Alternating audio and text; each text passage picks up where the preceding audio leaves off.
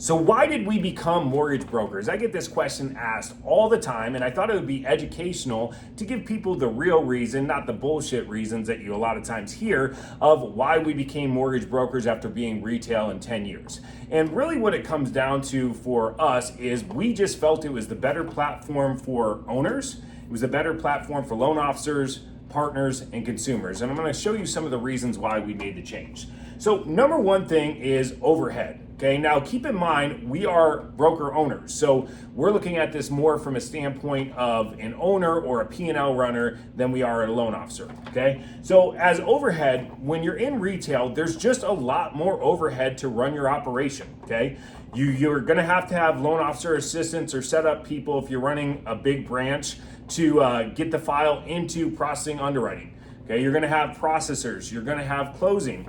And on the broker side, you can either eliminate those things and put them all the way, you can basically outsource them and charge the client on the closing disclosure and still offer a better rate, or you can put those in-house. There's just a lot more flexibility with your fixed costs. Now think of the market that we're in. You know, the market went down 40-50%. So if you're running a P&L, okay, these expenses are hitting you in the face because a big thing about being a business owner is your fixed costs, you really need to scale past those.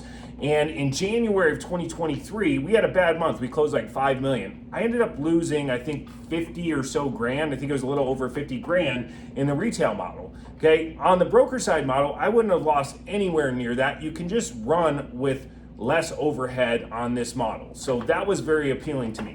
And probably my least favorite part of overhead is LO draws. Okay, so every retail company I know of runs an LO draw system, or they give a small salary if they're doing a lot of lead stuff. Okay, so what an LO draw system is, basically we pay an LO hourly, and then when they make a closing, then they pay us back, and it's a continuous thing.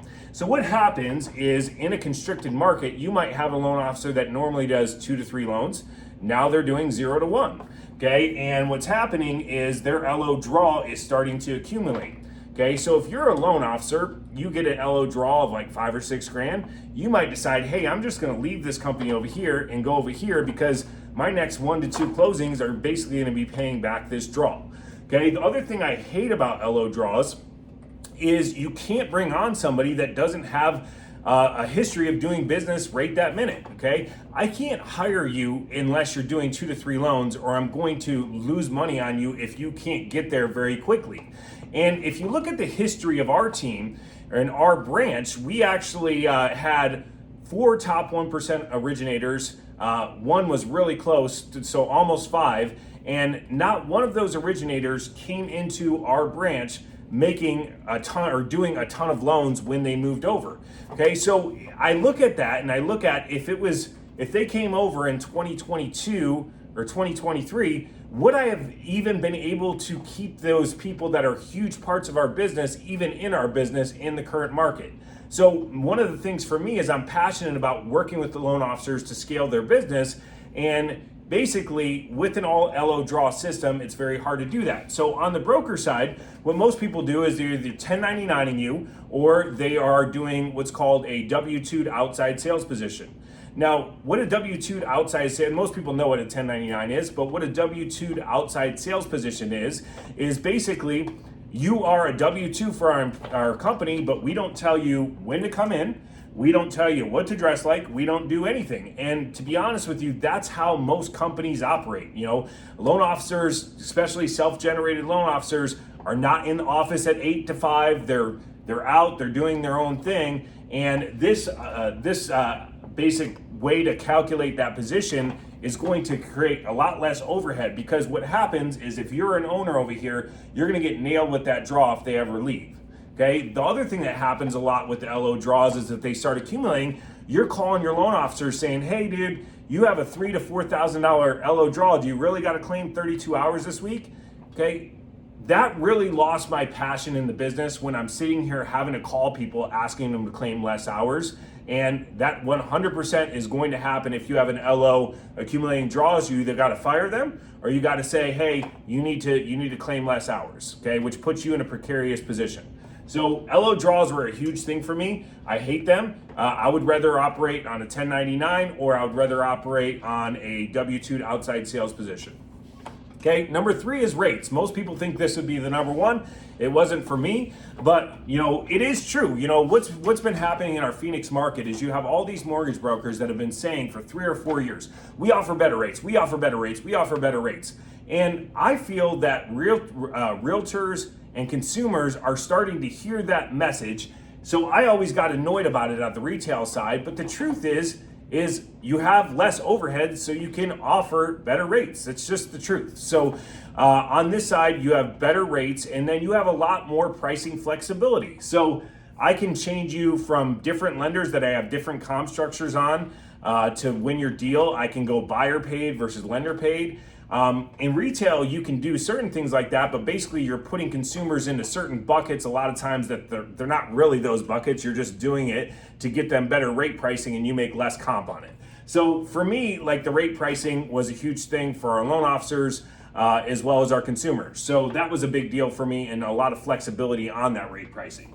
Okay, lastly is taxes. Now, most people wouldn't think this would be, but if you're running in a retail shop, okay, you're typically going to get paid a W-2. And if you are, let's just say you're a successful loan officer, you're a successful branch manager, let's just say you make $1 million, okay, you're gonna find out real quick that the number 1 expense in your business is taxes. And for me personally, I didn't feel I had the flexibility to do certain creative things that are totally legal and allowed on my tax returns because I was paid in a W-2. Okay, give you an example. Okay, let's say I had a party at my house, had everybody at my house. I can't use the Augusta rule, send that to my retail tax person or that's looking at my expenses, and they're gonna let me use the Augusta rule when I have people over my house. I can do that on 1099, okay? On my taxes, am I depreciating all my computers that I purchased, all my monitors, all my desks? Am I using depreciation, which I could if I was self-employed? Do I have the ability to write off my cell phone, which I literally can't run my business without? Can I write off my home internet, which literally I can't run my business without? There was a lot of expenses that I didn't feel like I was able to creatively put into my number 1 expense and lower those expenses, so I was paying less taxes, which is your number 1 expense as a business owner, period. So for these 4 reasons, we decided that the broker model was just better for us. Now, everybody is different, but these 4 reasons really made it easy for us. And before we made the move, we called a ton of brokers. And the main thing for me was, hey, how can I run a purchase-based business? Because we're a heavy purchase. Can I run a purchase-based business on the broker side? And the overwhelming answer was yes. And that was really the key for me and the reason we made the move.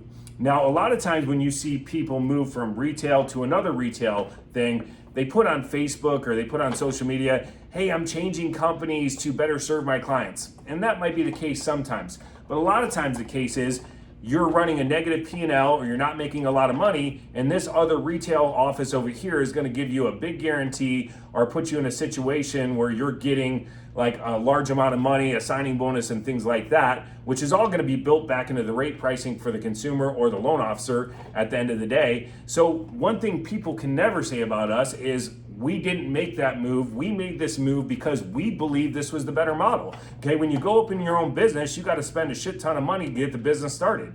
So that was definitely not the case for us. And at the end of the day, due to these reasons and some others, we felt that the broker model was the better model, not only for our consumers, but for our loan officers, for our real estate partners, and for us as broker owners. Hope you have a great day. Reggie Green, Green Home Loans.